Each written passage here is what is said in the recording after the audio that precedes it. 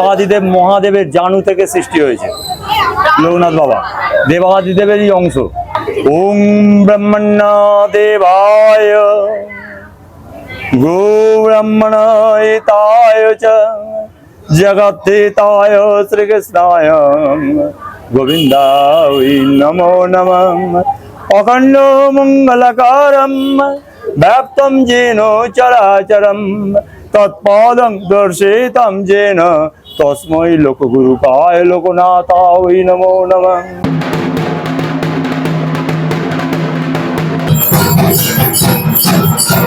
19 জ্যৈষ্ঠ 3রা জুন আজকে লোকনাথ বাবার তিরোধান দিবস। এই জন্যই এই উৎসব পালন করা হয়। রনে বনে জলে জঙ্গলে জঙ্গলে বিপদে পড়লে আমাকে স্মরণ করিও। এই যার বক্তব্য, এই কথা যার বাণী, তিনি তো বাবা লোকনাথ। আজ বাবা লোকনাথ দর্শনের জন্য তার তিরোধান দিবস চলে এসেছেন না কচুয়া গ্রাম বা চাকরা ধাম নয়, বার্নপুর আসানসোলে অবস্থিত সিলসিটি বার্নপুরে আজ আমরা চলে এসেছি বাবা লোকনাথের বিশেষ পূজার্চনা দর্শন করব এবং দর্শন করাবো আপনাদের। চলুন দর্শন করি সেই পূজার বিশেষ মুহূর্ত, বাবা লোকনাথকে স্মরণের মুহূর্ত। জয় বাবা লোকনাথ বলে চলুন শুরু করা যাক আজকের ভিডিও।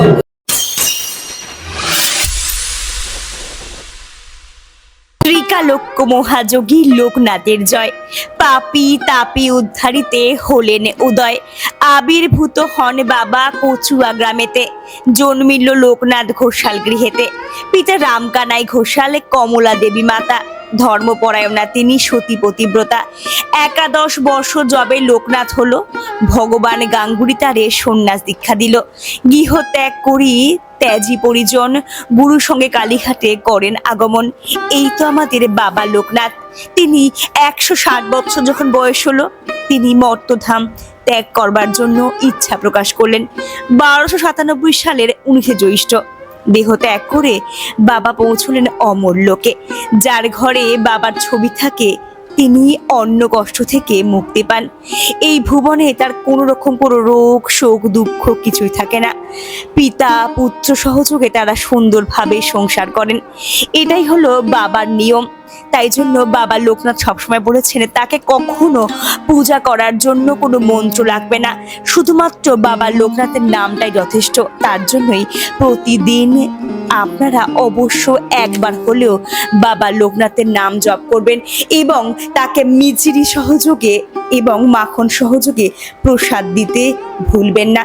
তিনি শুধুমাত্র মিচড়িতেই সন্তুষ্ট, নীল শাপলা ফুলে সন্তুষ্ট, সাদা ফুল হলেও তিনি সন্তুষ্ট হন। তিনি তো বাবা লোকনাথ। এভাবেই তিনি আমাদের সর্বদা আশীর্বাদ জ্ঞাপন করে আসছেন তার মতো করে।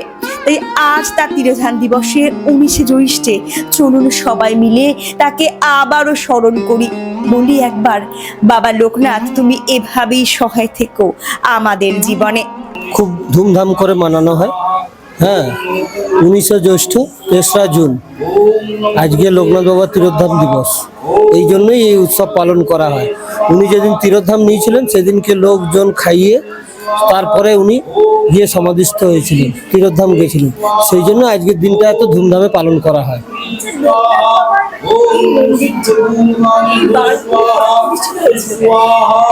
এটা আমার যতদূর সম্ভব আপনার 92-93 সাল হবে। আর আমাদের যে শিব মন্দিরটি, এটা আমাদের জন্মের আগে, প্রায় 100 বছরের পুরনো।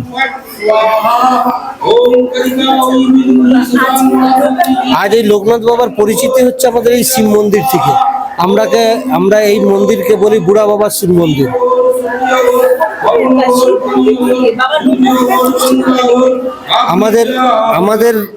আমাদের সবার একটা এই ছিল যে এখানে লোকনাথ বাবার সেইভাবে উৎসব হতো না, এইখানে পাড়ার মধ্যে একটা দরকার।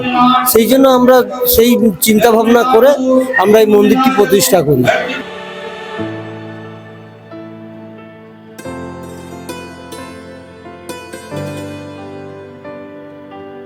বিপদে পড়ি বা না পড়ি, আমরা সকলেই বাবা লোকনাথকে স্মরণ করে চলেছি তারই তিরোধান দিবসে। প্রতিটা মানুষ তাকে কিভাবে মনে করছে একবার দেখুন। এই সেই স্থান যেখানে পুজো করা হচ্ছে বাবা লোকনাথের। এই মন্দিরটি বেশ প্রাচীন জানতে পারলাম।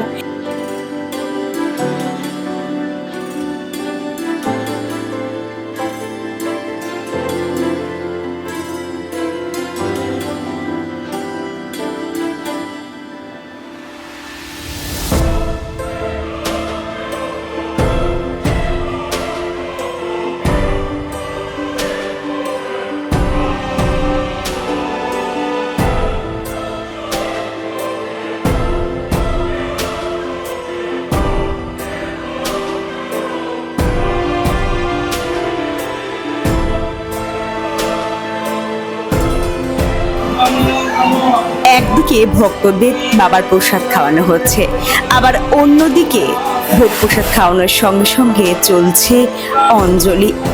এই জন্যই বলে বাবার আশীর্বাদে অন্যের অভাব হয় না। লোকনাথ বাবার জীবন বলতে, লোকনাথ বাবা একটা খুব সাধারণ ঘরের ছেলে ছিল, খুবই সাধারণ ঘরে, আমাদের মতো মধ্যবিত্ত ঘরে জন্মেছিলেন এবং ছোটবেলা থেকেই সে দেবতার প্রতি তার খুব ভক্তি ছিল এবং দেবতার প্রতি ভক্তি থাকার ফলে সে ঘরেতেও অনেক অসুবিধার সম্মুখীন হয়েছে, কিন্তু সে প্রথম থেকেই দেবাদিদেব মহাদেবের প্রচণ্ড ভক্ত ছিল। তো দেবাদিদেব মহাদেব ছাড়া সে কিন্তু কিছু জানতো না লোকনাথ বাবা। তার জন্যে কুল প্রতিকূল অনেক কোনো ভেঙে এসে আজকে এই জায়গায় এসছে। এবং লোকনাথ বাবা আমরা মনে করি যে দেবাদিদেব মহাদেবের জানু থেকে সৃষ্টি হয়েছে লোকনাথ বাবা, দেবাদিদেবেরই অংশ।